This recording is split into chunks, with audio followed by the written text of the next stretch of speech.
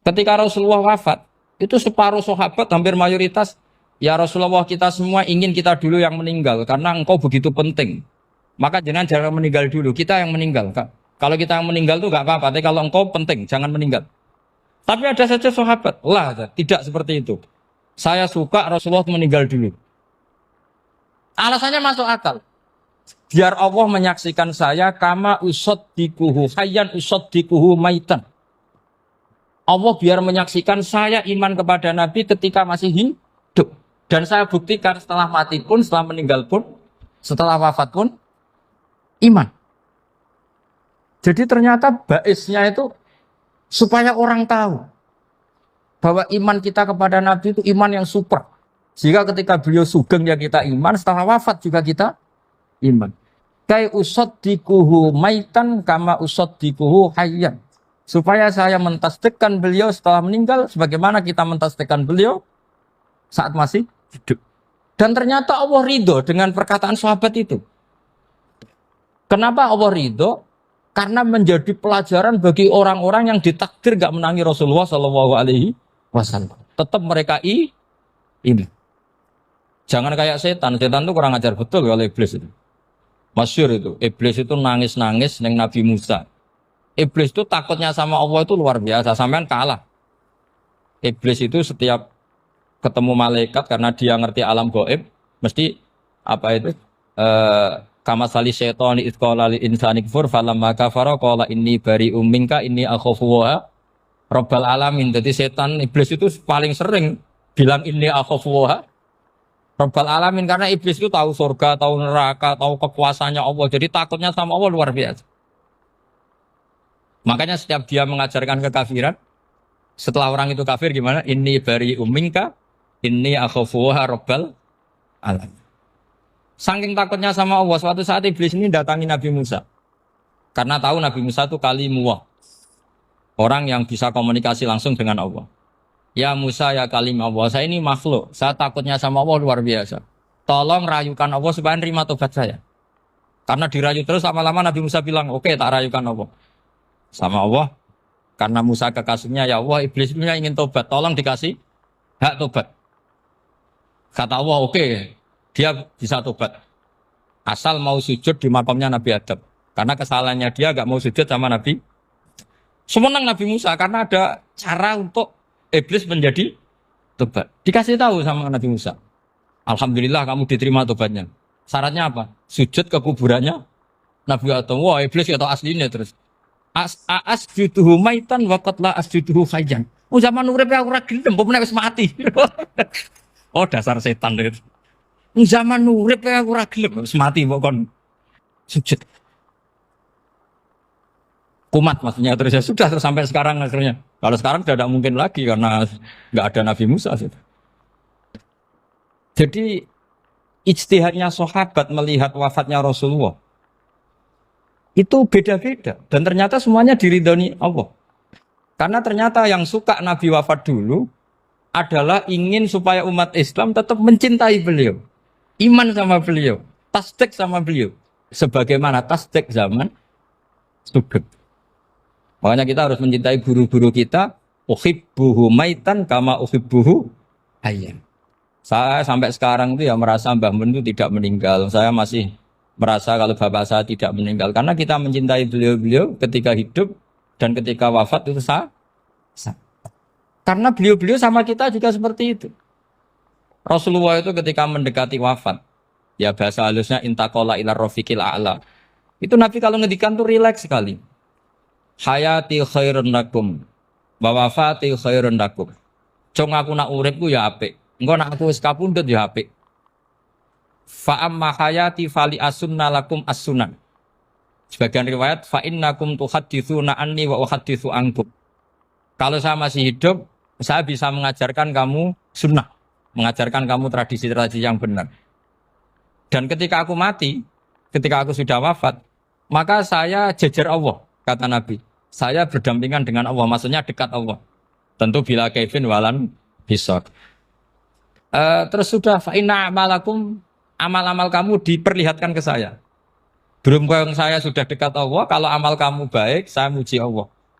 Kalau amal kamu buruk, saya langsung mintakan ampun kepada Allah. Jadi Nabi rileks sekali. Artinya saya hidup bagus karena bisa ngajarkan kamu as-sunan wa syara'i'. Kalau saya wafat karena saya dekat Allah. Kalau kamu baik, saya muji Allah. Kalau kamu buruk, saya mintakan ampun kepada guru-guru kita juga seperti itu. Justru setelah wafat, beliau-beliau punya kesempatan dekat sama Allah, dekat sama Al-Malail A'la sehingga mendoakan apa? Nah terus kata Sayyid Muhammad, wala taqulu lima yuqtalu fi sabilillahi amwat. Kamu jangan pernah berkeyakinan atau berpendapat atau berkomentar kalau orang-orang yang mati fi sabilillah adalah berstatus apa? Mati, amwat. Kalah. Terus kata Sayyid Muhammad, hadza li amatis syuhada. Ketentuan ini bagi umumnya syuhada. Artinya gini, umumnya syuhada saja tidak berstatus amwat. Apalagi hadza Rasulullah sayyidul syuhada, sayyidul anbiya, sayyidul mursalin, tentu tidak pernah berstatus amwat.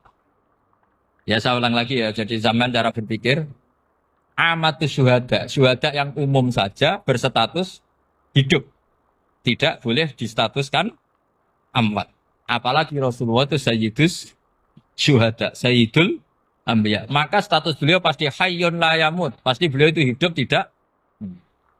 Dan karena beliau itu asfaq, sangat sayang kepada kita, sebagaimana zaman beliau hidup itu sayang kepada kita, sampai nangis-nangis minta hak syafaat, maka setelah meninggalkan pun beliau pasti sayang kita dan pasti berusaha supaya kita diampuni oleh Allah Subhanahu wa ta'ala.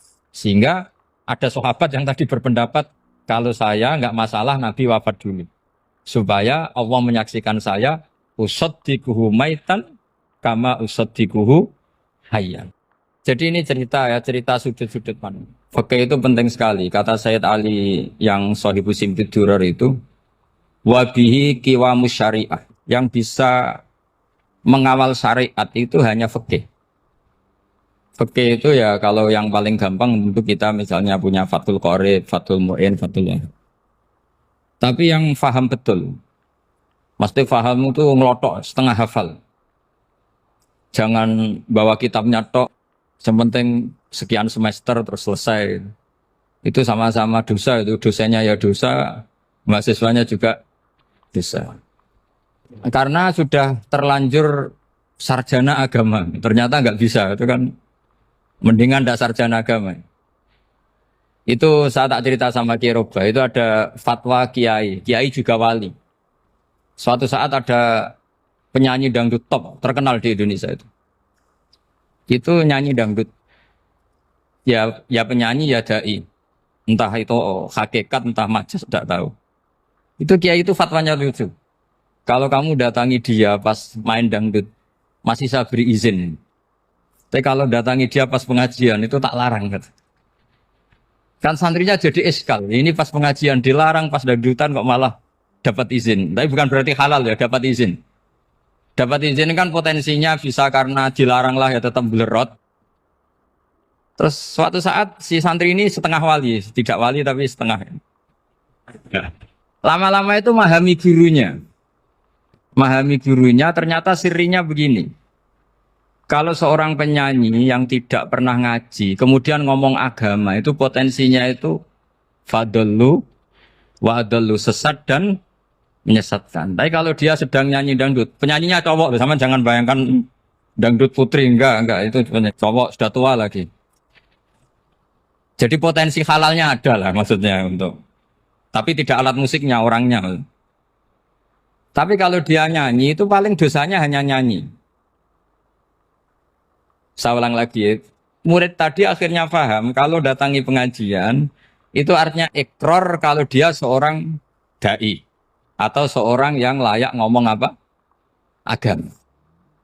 Itu lebih bahaya karena kita santri, apalagi kita doktor atau MM terus ngekrori orang yang nggak jelas asal usulnya. Tapi kalau nyanyi kan nyanyi saja.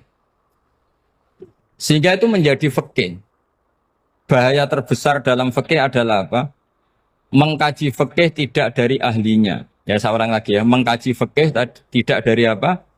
Ahli. Nah kenapa demikian? Begini, saya beri contoh. Ilmu fikih itu tentu pertama dari Rasulullah SAW. Kemudian bersanad sampai kita atau kita sampai Rasulullah. Itu ngalami sekian ijtihad yang tidak mudah. Saya beri sekian contoh. Dulu Imam Syafi'i itu sukanya sama guru yang miskin, ya karena rata-rata santri juga miskin. Jadi mesti ngidolakan guru yang miskin, karena sesama miskinnya harus berkoalisi. Tapi akhirnya gurunya Imam Syafi'i itu miskin sekali. Namanya Muslim bin Khalid Az-Zanji itu miskin, Sufyan As-Tsauri miskin, Sufyan bin Uyainah miskin.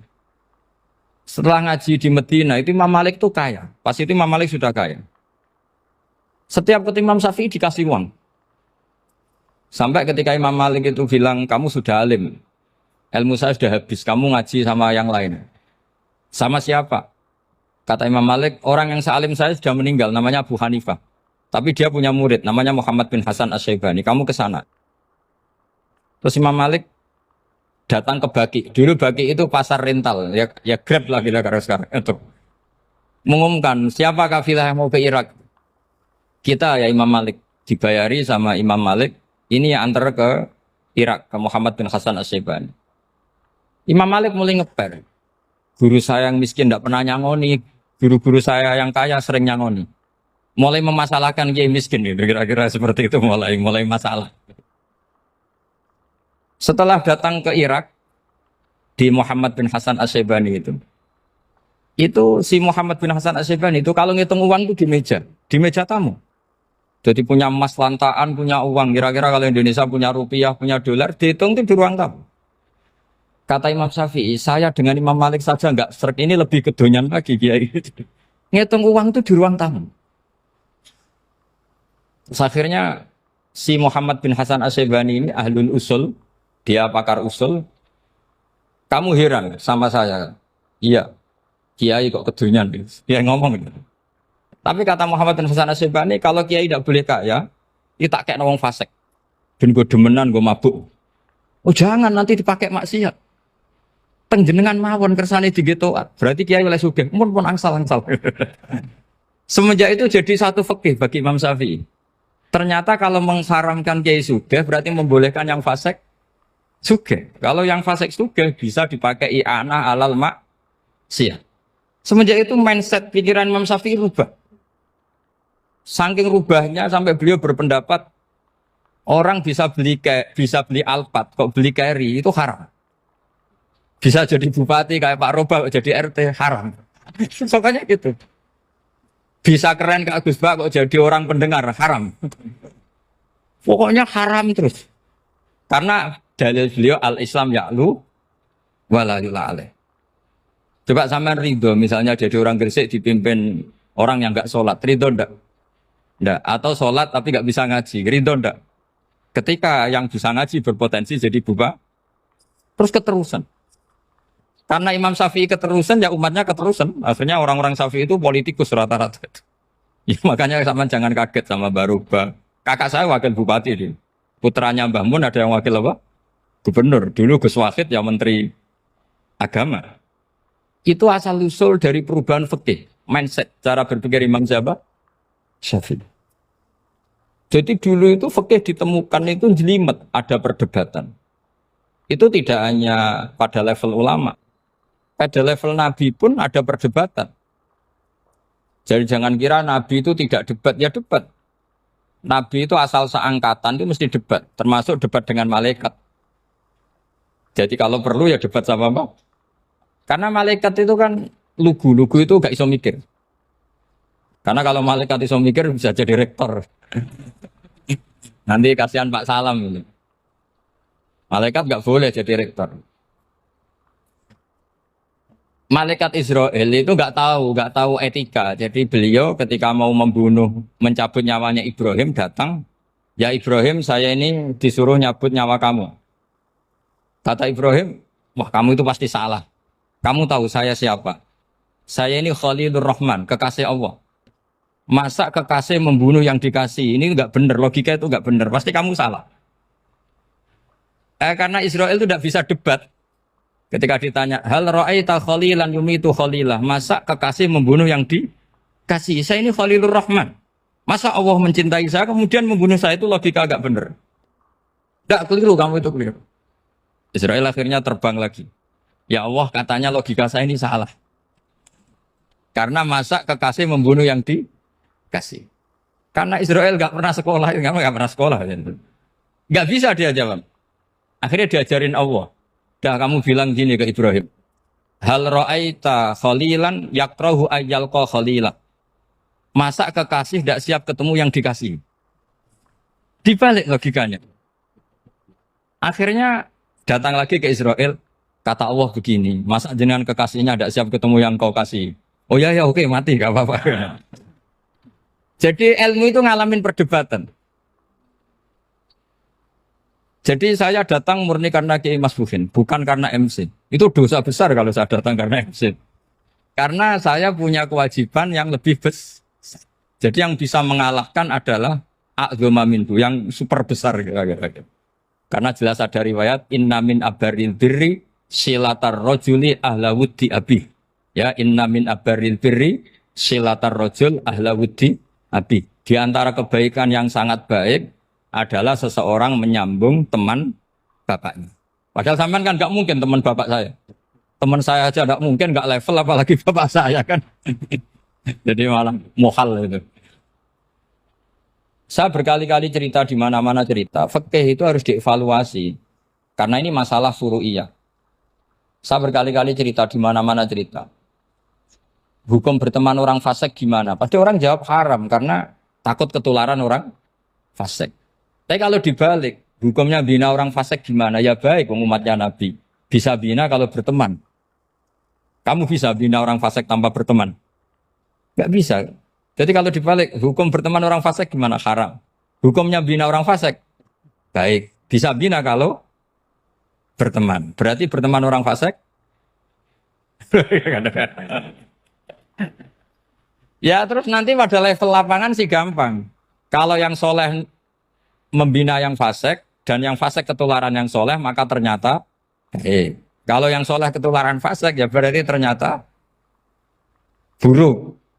Tapi kan hukum masa nunggu kenyataan kan jadi nggak hukum. Di mana-mana hukum itu kan ada asumsi karena ini masalah ijtihad. Nah itu yang dilakukan para ulama kita. Jadi sampean harus mengkaji fikih secara detail karena tidak hanya kita yang khilaf. Nabi-nabi juga khilaf dalam menentukan dakwah ilallah. Wali-wali kita kayak Abdul Hasan Asyadili sama Sayyid Abdul Al-Haddad itu juga. Imam Ghazali ya khilaf. Imam Suyuti itu kalau ketemu Al-Qastolani itu saling tidak nanya, saking nggak cocoknya. Masyhur itu. Jadi ulama ora cocok. Bedanya nak saiki perkara partai. Kalau orang dulu enggak. Karena pakai asumsi. Pakai asumsi karena memang susah. Ndak misalnya memang tak bedai, tak beri yang di ndak misalnya ada orang rukuk kemudian kentut. Itu sholatnya batal apa enggak? Enggak, jawab saja. Enggak, orang sholat kemudian pas rukuk kentut atau kelihatan auratnya, sholatnya batal apa enggak? Batal. Itu keliru nih sampean, itu salah dosennya mesti itu. Pertanyaannya gini, yang dikatakan sholat itu kan aqwalun wa af'alun muftatahatun bitakbir muftatamatun bitaslim. Lalu ketika sampai rukuk apa sudah namanya sholat? Jika kamu katakan batal, namanya sholat aja belum kok sudah kamu katakan batal gitu.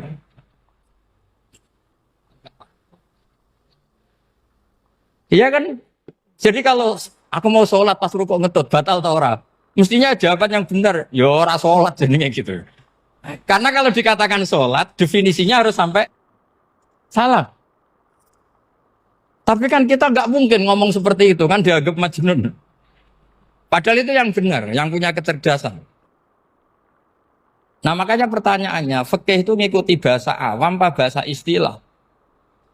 Kalau ngikuti bahasa awam ya kayak tadi, sholat kok pas rukuk kentut maka batal. Sebenarnya yang batal itu sholatnya apa rukuknya? Nah makanya terjadi perdebatan. Kalau yang pakar-pakar usuli itu salah istilah itu nggak mau. Saya ulang lagi, kalau pakar-pakar usuli itu salah istilah itu nggak mau. Terus misalnya tak beri contoh lagi. Kalau imam itu sudah salam pertama, Salam pertama itu yang rukun kan salam pertama. Berarti setelah salam pertama imam sudah keluar dari sholat apa belum? Yakin? Ya sudah. Sekarang sama tak bedain. Lalu makmum itu kesunatan langsung berdiri apa nunggu imam salam kedua? Enggak, jawab satu. Nunggu salam kedua kan? Nah, itu kriminalnya sampai Anda sufi itu. Kriminalnya begini. Berarti Anda mau bergantung sama orang yang sudah tidak sholat. Kata kamu setelah salam pertama dia sudah tidak sholat. Berarti kamu mengintersikan makmum berhubungan dengan orang yang sudah tidak sholat. Karena sudah keluar dari sholat ketika salam pertama. Kalau kamu di debat gitu gimana jawabnya? Pusing kan? Berarti robtul makmum bisolatiman sing wis laisa fi sholatin. Berarti menggantungkan sholat sama orang yang sebetulnya sudah tidak sholat. Ada yang jawab, sebagian ulama fikih tetap disunatkan menunggu salam kedua. Karena salam kedua itu masih paket meskipun tidak rukun. Dia paketnya selesai. Tapi selalu pertanyaannya gini, lalu setelah salam pertama itu imam masih sholat enggak?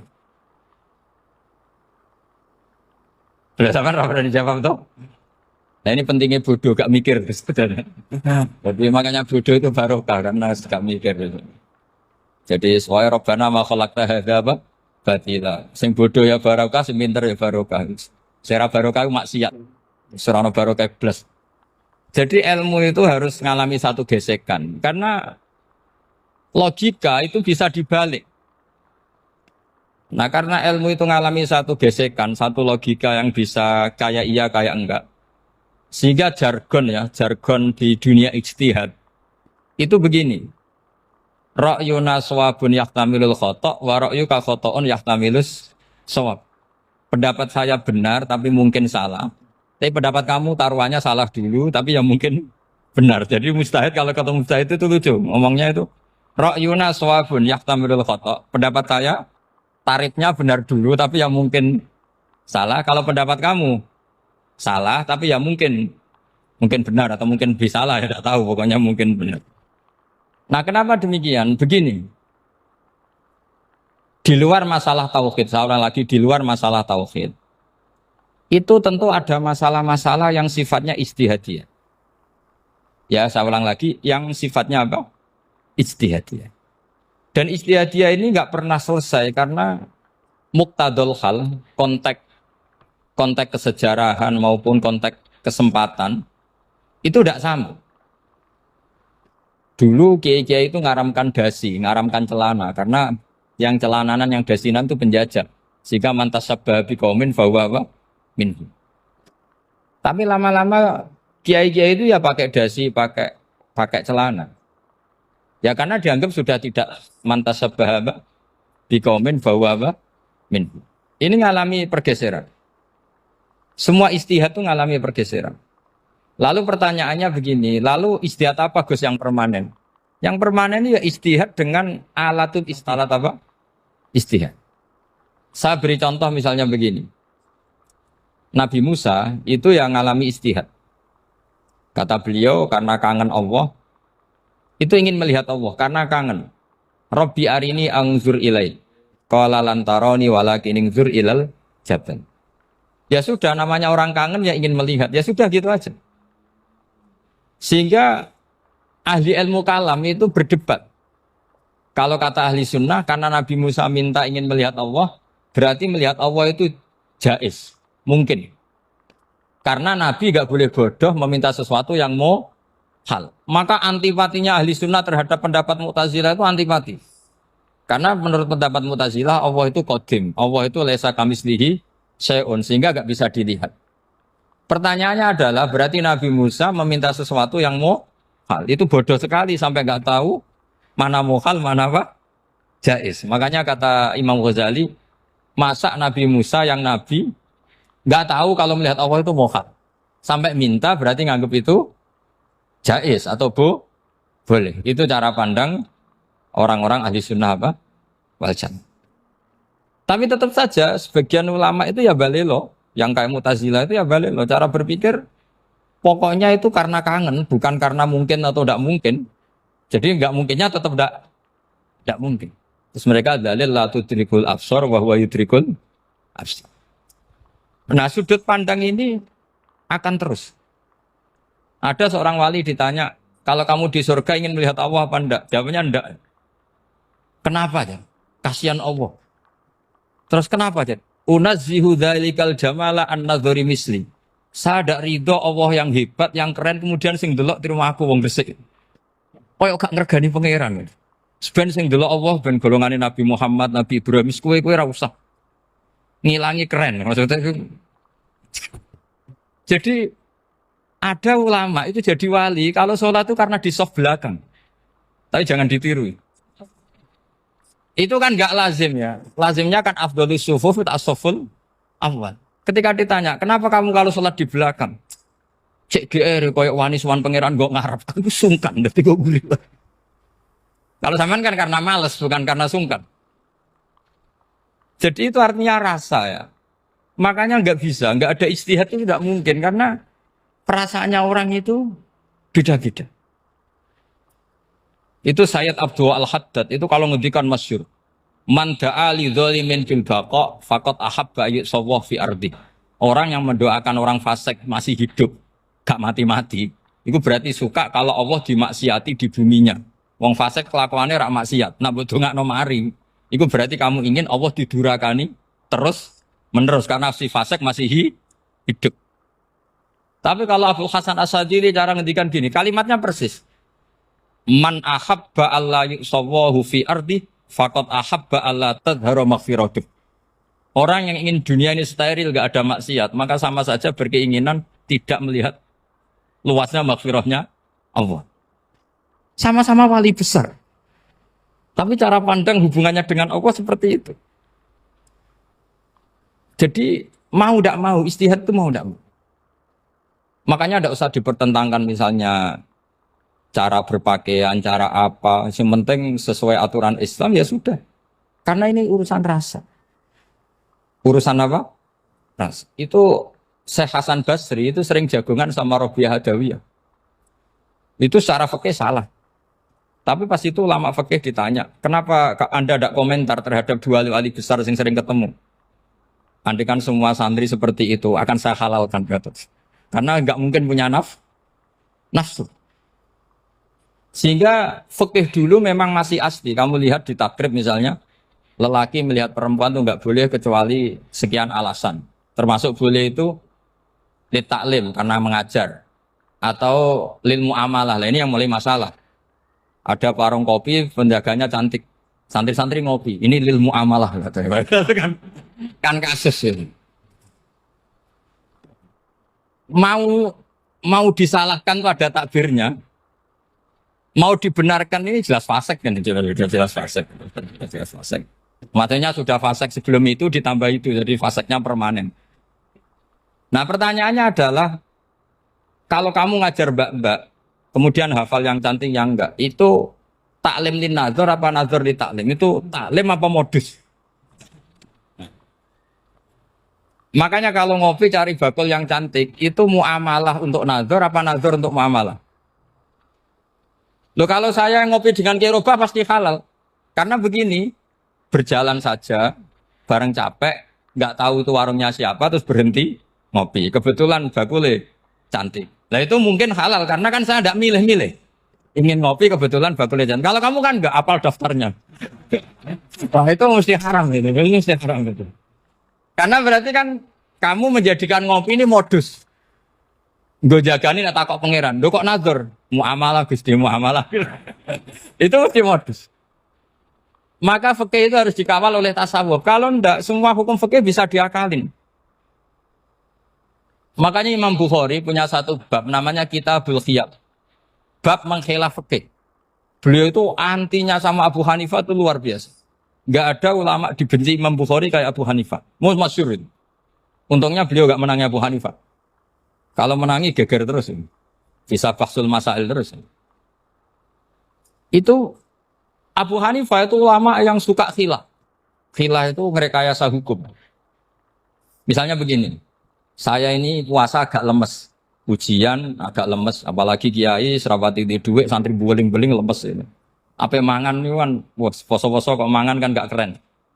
Supaya saya bisa makan dan halal, saya bisa ngajak Kiai Robai ya jalan-jalan. Jalan-jalan nyari yang jarak 2 marhalah, ya sudah. Terus bisa makan. Kalau ditanya Allah kok makan? Musafir. Jadi bolehkah insya safar menciptakan pergi demi untuk supaya boleh iftar? Boleh enggak cara jenengan? Enggak boleh, alasannya apa? Kan pergi. Perginya juga enggak maksiat. Itu khilaf. Tapi Sayyid Muhammad, Abu Ya Sayyid Muhammad, Muhammad bin Alawi, Sayyid Muhammad, itu membela Abu Hanifah. Artinya membela jangan semua khilaf itu diharamkan. Karena itu cara, saya ulang lagi, karena itu cara untuk mengawal bahwa hukum Allah itu luas. Karena kalau nggak ada khilaf itu ya kita kesulitan. Kita kesulitan. Misalnya begini, ini penjelasannya, makanya kita harus sering mendengar. Saya itu dulu masih sangat fikih itu protes, kenapa ada puluhan polisi wanita? Itu kan pekerjaan cowok ya, pekerjaan pria. Tapi setelah mendapat penjelasan dari polisi itu alasannya masuk akal, Gus. Kadang-kadang orang nakal itu menyembunyikan narkoba itu di alat wanitanya. Itu kalau semua lelaki polisi kayak jenengan itu kan masalah itu. Sehingga memang harus ada polisi wanita karena sebagian pengedar narkoba itu perempuan dan menyembunyikannya di tempat itu. Kalau semua polisi cowok kan gak kebayang. Sehingga kita akhirnya mendengar membolehkan polisi itu wanita. Ada wilayah yang harus wanita. Begitu juga ada pertanyaan, kenapa sih dokter kandungan itu cowok? Saya punya banyak santri yang muhibin saya itu dokter kandungan. Tak tanya, kamu itu kok cowok kok jadi dokter kandungan? Kan pekerjaannya seperti itu. Dia jawabnya lucu. Dari 10 yang tes jadi dokter kandungan, itu yang cewek itu lulus 2. Yang cowok lulus semua. Karena ketika cewek dites melihat ketuban pecah darah itu langsung pingsan. Sehingga yang secara psikologi dablek itu kan memang lelaki. Jadi serawongnya sewakit santes. Kadang nggak lahir-lahir dintaini nang jopo rokokan santai. Itu kalau cewek yang jadi dokter kandungan itu nunggu jam 11, jam 4 sudah pingsan. Nah ini cerita, bukan berarti saya menghalalkan, enggak. Kita harus mendengar, saya ulang lagi, kita harus apa? Dan itu setelah mendengar, itu nanti jadi disiplin ilmu, yaitu namanya fikih. Karena ilmu fikih itu sebetulnya gampang. Sampai kalau ngaji i'anah, itu kelihatan fikih itu gampang, karena ada logika yang terbangun. Misalnya begini, orang kalau tawaf itu disuruh agak jauh dari Ka'bah. Jangan sampai nginjak sadarwan. Karena sadarwan itu pondasi itu ikut Ka'bah. Kenapa begitu? Ya jenenge ra muteri Ka'bah, ide-ide Ka'bah.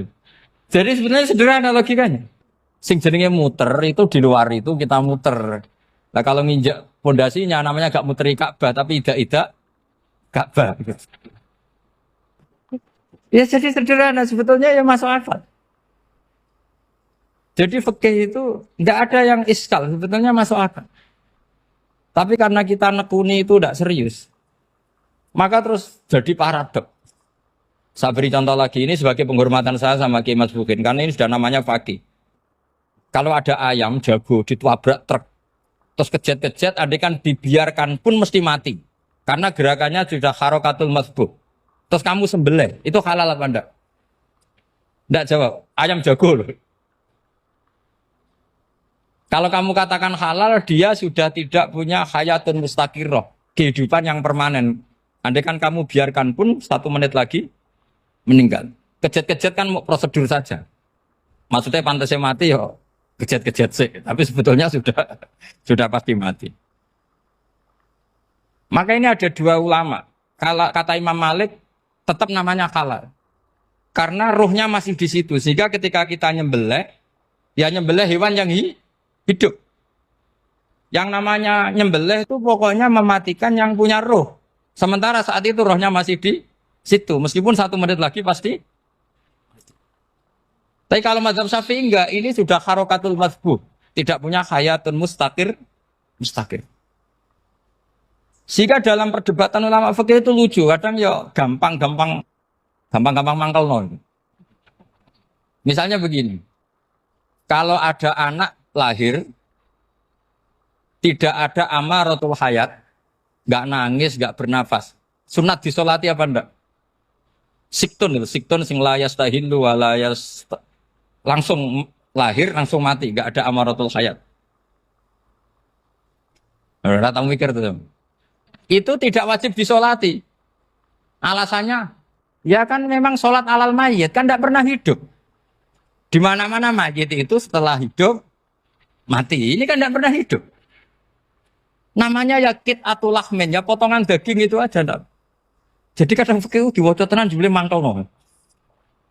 Terus ketika di kitab Minhajul Thalibin itu, kalau kamu keluar mani itu wajib mandi enggak?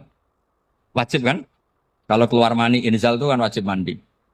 Nah kenapa nifas atau wiladah keluar bayi? Kenapa ibu-ibu kalau keluar bayi wajib mandi? Alasannya lucu. Li'annal walad maniyun pun akidun. Ini kan wis mani cuma mengkristal. Jadi kadang fikih mangkel. Apa ya? Sembrono itu masuk. Mosok wajib mandi wiladah itu karena apa? Li'annal walad maniyun mun akidun. Niku mani sing wis mengkristal. Mani sing wis jelalatan lah lahir nangis macam-macam. Jadi ternyata karena kenapa fikih butuh alasan nyari hadis tentang keluar anak mandi itu enggak ada yang sorry. Yang ada adalah tentang inzal. Innamal ma' minal. Akhirnya dicari-cari ternyata walad itu maniyun mun akidun. Lah ini problem fikih. Sampean harus siap dengan pelajaran seperti ini. Meskipun sampean mungkin wong priayi, tapi ini ilmu. Ya, saya ulang lagi, ini ilmu. Sehingga ulama itu mau tidak mau harus mau mendengar. Karena logika yang terbangun itu nunggu kalau mendengar kayak tadi. Nabi malaikat Israel baru sadar, masa kekasih bunuh yang dikasih. Masuk akal juga Israel.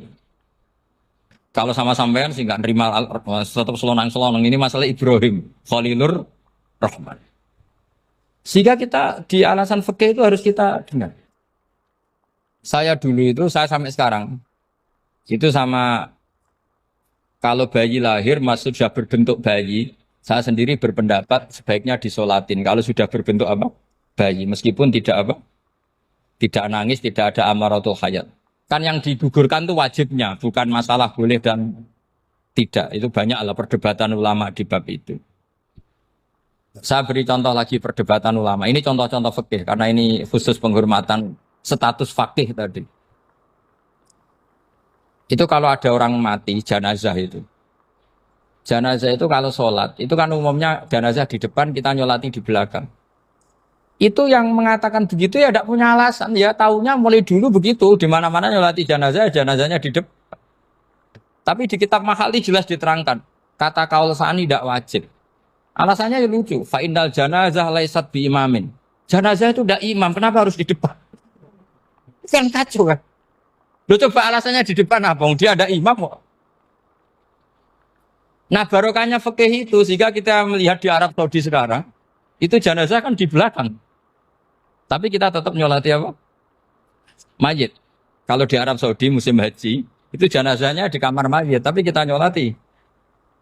Itu satu-satunya takbir ya tadi, fa innal janazah laisat bimanzilatil imam.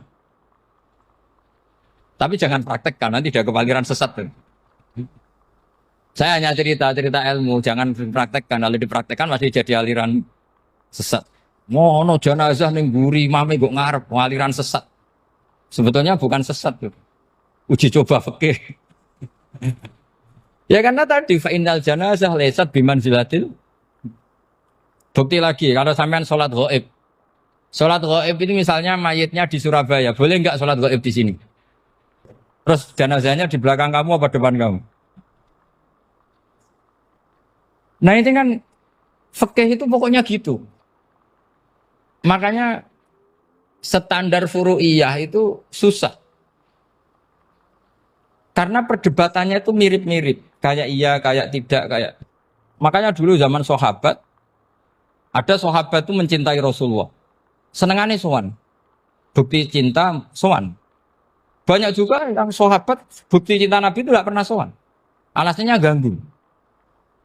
Kenapa kamu jarang sowan Nabi? Saya sering jamaah sama Nabi, saya tidak pernah sowan. Kenapa? Ganggu. Biar Nabi kalau di rumah sama anak istrinya, saya tidak mau ganggu. Makanya saya termasuk kiai yang gak pati seneng disowani. Karena ya itu tadi. Kalau ngulang seneng saya, kalau disowani biasa saya. Kalau Kiai Roba itu nilai, nak pernah sepuh jadi rasuan nilai. Jadi beda, saya sering ditilii Kiai sepuh. Tapi bahasanya tentu tidak sowan, tapi nopo nilai. Kalau sowan itu maka kan nafkah itu seperti itu. Jadi ada disiplin, di situ ada disiplin ilmu. Yang kadang kita tidak cocok. Makanya Imam Syafi'i sendiri ngendikan, kadang beliau dengan gurunya, dengan Imam Malik sampai ngarang, ikhtilafu Malik. Beliau punya data yang beliau itu sedang nggak sama dengan gurunya, yaitu Imam siapa? Malik. Karena mindsetnya itu beda. Tidak sampai misalnya saya tanya, sholat itu harus menghadap kemana? Tidak, jawab saja. Kiblat kan. Ukurannya apa coba? Namanya madhep. Wajah apa dada?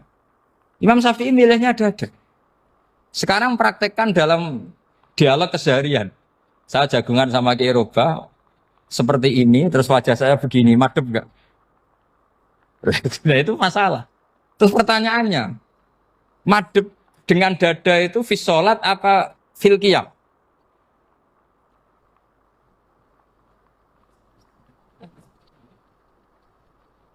Loh enggak, kalau fis sholat pas sujud dada kamu madhep mana coba? Kamu enggak pernah mikir kan? Ya madhep pakai dada itu kan kalau berdiri, kalau rukuk sama sujud.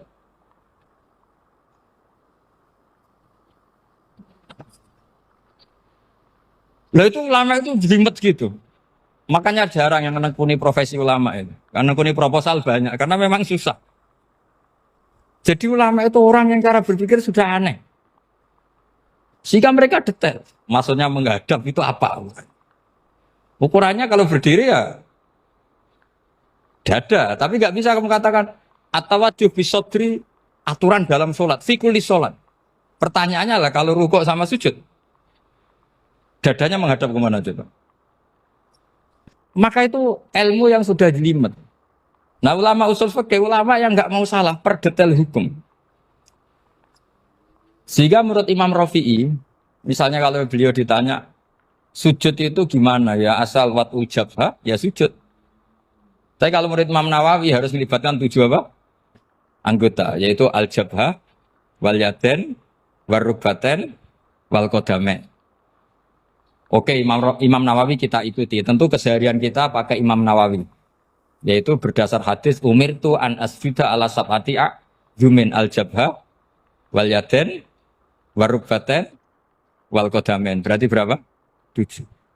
Tapi pernah saya cek di kitab karangannya Imam Syafi'i, ketika beliau ngendikan, saya suka kalau orang sujud itu melibatkan 7 anggota berdasar hadis ini. Tapi kata beliau, wayah tami itu dan bisa saja sujud yang watul jabhah itu sudah cukup. Terus kata Imam Syafi'i, limada, karena Nabi ketika sujud itu hanya ngendikan begini, sajadalaka wajhi wa sam'i wa basori. Gak ada di hadis wayadi, warubati, wakodami. Ya sudah akhirnya. Nah, itu sudut pandang. Terus gugatan kedua begini. Ada orang Muslim yang sujud sama berhala. Untuk menjadi murtad itu harus 7 anggota apa cukup atul jabah halal ardi. Untuk sah menjadi murtad itu. Untuk sah menjadi murtad cukup atul jabah halal ardi harus 7 anggota. Untuk keabsahan murtadnya itu. Tidak jawab. Makanya ini tugas dosen-dosen ini, meminterkan ini. Karena namanya sudah faqih. Faqih itu ahli faqih yang detail namanya faqih. Kalau ini mutafaqih. Jadi bukan tafakuha tapi tafakuha. Kayak tamarodon. Jadi wazannya nanti itu wal idhari ma laysa fil waqi'. Jadi ini bukan gojlok, ini memang marah saya. Jadi kalau sudah pakai gelar fakih, harus fakih betul. Nah, mohon, kalau mengkaji fikih itu harus detail. Minimal takrib itu setengah hafal. supaya konstruksi ilmu itu utuh. Saya sama lagi konstruksi ilmu itu, karena ilmu itu mesti ada yang apa ya? Ya rodok setengah salah itu, tapi disalahno ora kena. Ndak sampean tak bedheki, nak pancen bener langsung tak angkat jadi rektor. Nak bener tuh. Coba rukun sholat pertama itu apa coba? Rukun sholat pertama. Niat. Niat sama berdiri dulu mana? Ayo niat dulu baru berdiri, apa berdiri dulu baru niat? Berarti niat sama berdiri dulu mana? Rubah kan? Artinya kita mau bilang tartib, urutannya niat, berdiri, takbir, gak bisa. Yang dikatakan niat itu apa? Qasdus syai' muktaronan bifi'lihi. Berarti niat sama takbir harus bareng apa urutan? Bareng. Terus dengan qiyamnya urutan apa bareng? Bareng apa urutan? Loh enggak, kalau urutan berarti takbir dulu, duduk, baru berdiri. Nah maka seperti ini itu mau tidak mau kita salah. Dikatakan tartibnya salah, dikatakan serentak, ya salah. Cuma karena kita bodoh, gak tahu mikir itu, alhamdulillah kan di situ itu. Lu coba niat sholat loh, niat, takbir, qiyam dulu man. Niat, takbir, qiyam dulu mana coba? Dulu qiyam. Enggak ada kitab yang mengatakan arkanus sholat awaluha. Oh, dianggap kitab kriminal maksudnya. Makanya ngendikane ulama-ulama di Sarah-Sarah, mau ndak mau sebagian istilah itu tasamuh. Tasamuh itu wis digawe gampang ngono kok repot. Karena kita ndak bisa detailnya. Coba misalnya puasa. Puasa Ramadan itu wajib apa? Tabyitun niat, nginepno niat. Sing darane nginep itu umure lama apa enggak? Lama kan? Sekarang sebelum 2 menit kamu baru niat, sah apa enggak? Sah. Itu sempat nginep apa enggak 2 menit itu? Enggak sempat kan? Jadi ilmu itu, makanya kata ulama-ulama, pokoknya ilmu itu mesti ono unsur tasamuh. Tasamuh itu ya digawe gampang. Apa? Digawe gampang. Misalnya Imam Syafi'i berpendapat mashu ba'dir roksi. Itu kata beliau walau sya'rotan fi hadir roksi. Meskipun satu rambut asal masih di wilayah kepala. Tapi kalau rambut itu dikeliwir, dibasuh di sini enggak sah. Karena sudah keluar dari batas apa? Kepala. Imam Syafi'i cara berpikir kan yes ngene iki jenenge basuh sirah. Tapi cara Abu Hanifah enggak. Ya enggak, yang namanya megang kepala itu ya minimal 1/4. Masa gitu dikatakan megang? Lalu ulama usul fikih itu berdebat. Sesuatu itu sesuai masodaknya. Masodak itu yasduku alaihi kadza, yaitu ini tadi saya cerita ke Ibu Khen tentang ngaji Jamul Jawame. Ini ilmu yang di Jamul Jawame. Sesuatu itu ukurannya mayasduku alaihi kadza apa dengan takrif definisi. Misalnya gini. Sholat itu batal dengan makan. Kalau kamu sholat makan batal enggak? Enggak, jawab saja. Batal. Itu satu upo apa satu piring? Enggak, jawab saja. Satu upo sudah batal. Sekarang bab makan di ngormat tamu. Cong tamuku kaimangan. Iku sak upo apa sak piring? Nah ini kan tidak fair. Di bab tamu makan satu piring, tapi di bab sholat satu upo. Maka pertanyaannya, lalu penamaan sesuatu itu berdasar masodak, mayasduku alaihi ismu kadza, atau berdasar uruf?